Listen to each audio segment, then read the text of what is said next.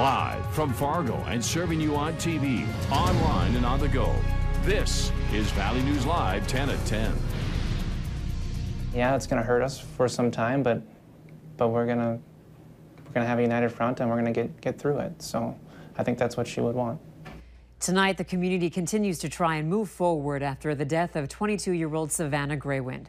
There's been an outpouring of community support for Savannah's family, and as they try to get through this tough time, there's one more group of people offering their support. Valley News Team's Cornelius Hawker takes us to where Savannah worked and shows us how they're remembering her and coping. Savannah Greywind knew these hallways well. She was here for the right reasons. She was helping people, and what she did made a difference. Eventide Fargo Executive Director Chris Gilson on what the death of Savannah means to their facility. Losing Savannah is honestly, truly like losing one of our family members. To honor Savannah, those who worked with her can now pick up red light bulbs to place in front of their homes. The color red signifies the many missing and murdered Indigenous women in our country and the world. Unfortunately, it's a long list, and now Savannah has been added to it. A lot of people are asking the question, why? Why did this have to happen? And of course, there's still some unanswered questions too. Why at the prime of her life, at 22, and why does this happen in Fargo, North Dakota, of all places, this place that we think is so safe? Chaplain Jeff Brown says even with all those questions and more left unanswered, there's one thing bonding everyone together. We might not know what to think or to feel or what happens tomorrow, but we're together in it.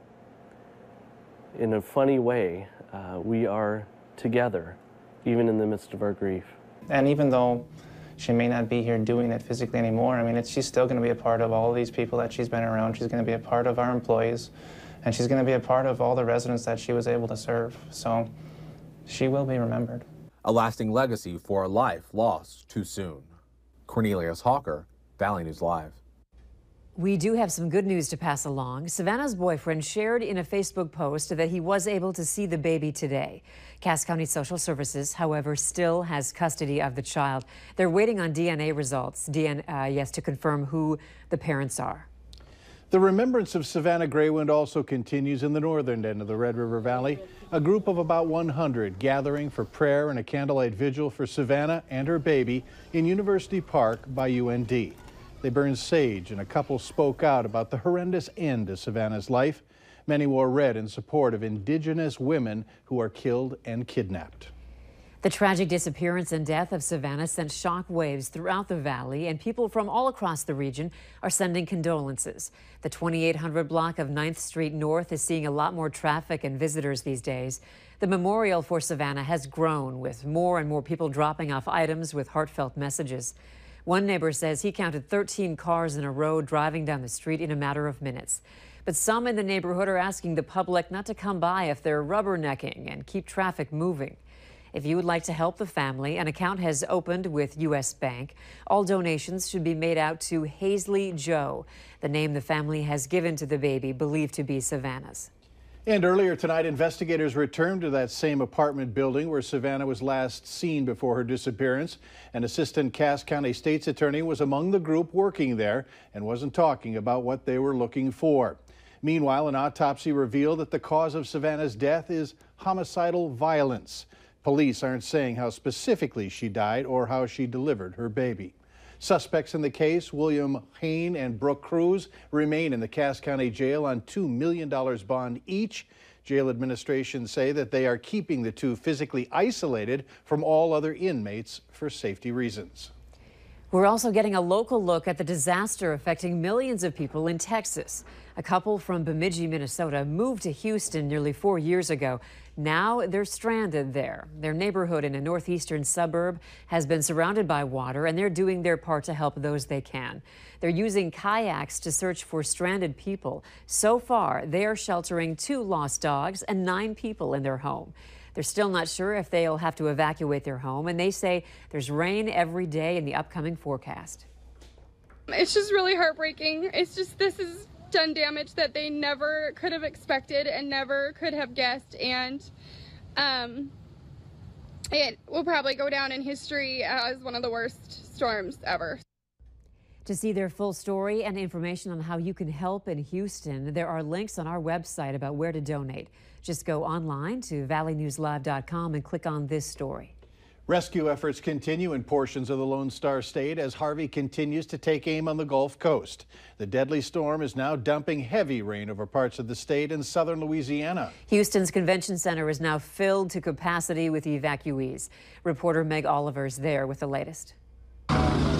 All day, rescue crews in Houston used helicopters, boats, and trucks to reach those stranded by rising water, like Rhonda Candler and her 12-year-old daughter. Our roof started leaking. I mean, water is close to coming inside the house. It's kind of scary. It's kind of scary. Rescues became even more complicated when 2 reservoirs overflowed and a levee failed, sending more water into neighborhoods where people are still trying to escape. The kids were scared, wife was scared, so it was just time to get to higher ground. With so many people now in shelters, the city's mayor has imposed a public curfew in the city from midnight until morning. I don't want them to have to worry about someone breaking into their home or looting or doing anything of that nature while they are away. The convention center in downtown Houston is now holding roughly 10,000 people. As you can see, donations are pouring in. Authorities say they won't turn anyone away. We are going to use the Toyota Center to reduce the population at the George R. Brown, so it will become another shelter. Earlier in the day, President Trump traveled to Corpus Christi for a briefing on recovery efforts. This was of epic proportion. Along with the water, the death toll from Harvey is also rising. Among those killed, Sergeant Steve Perez, a Houston police officer who became trapped in his squad car on his way to work. The center of the storm is expected to track back inland over southeast Texas tonight or early Wednesday before things finally clear out by Thursday. Before leaving for Texas, President Trump issued a firm statement to North Korea saying all options are on the table after that country launched a missile over Japan. Sirens wailed throughout Japan overnight, warning people to take shelter as the missile flew right over the country. The intermediate range ballistic missile traveled 1,600 miles before splashing down into the Pacific Ocean. Japan's prime minister called the missile launch a grave threat. The U.S. and Japan called for an immediate meeting of the UN Security Council to address this latest launch. Look for Best Buy to be relocating, but not too far. Westacre's CEO Brad Schlossman told Valley News Live this afternoon that they're working toward a formal agreement for Best Buy to relocate into the area formerly occupied by Sears.